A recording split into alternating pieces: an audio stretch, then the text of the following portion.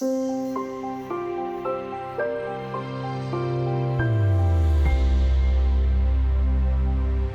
coronavirus pandemic has taught people all sorts of lessons, and there are important takeaways for investors as well. For one thing, however bleak things might seem, you mustn't panic. Joachim Clement is an investment strategist based in London.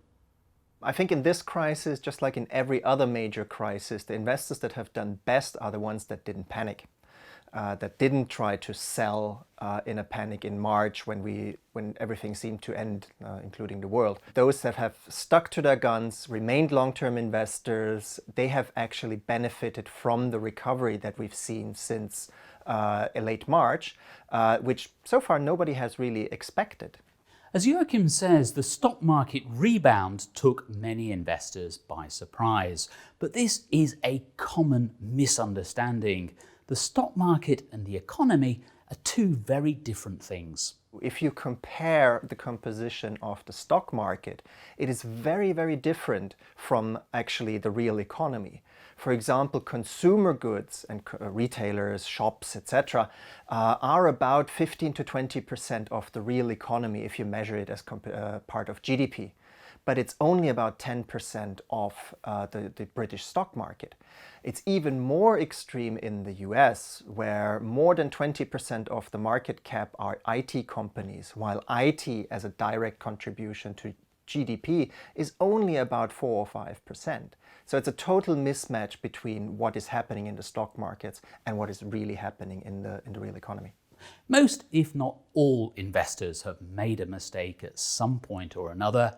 The important thing is to see them as learning experiences and to avoid making the same mistake again.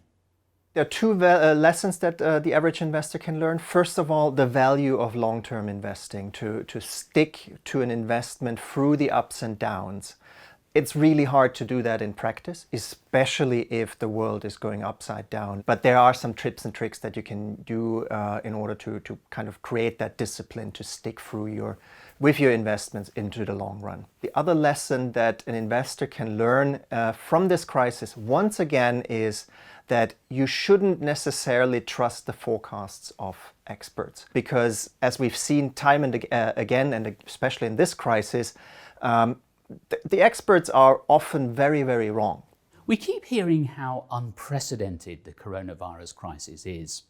In some ways it is unprecedented, but in others it's not particularly out of the ordinary. There will always be uncertainty. No one knows the future. The best approach is to be aware of the range of possible outcomes and invest accordingly.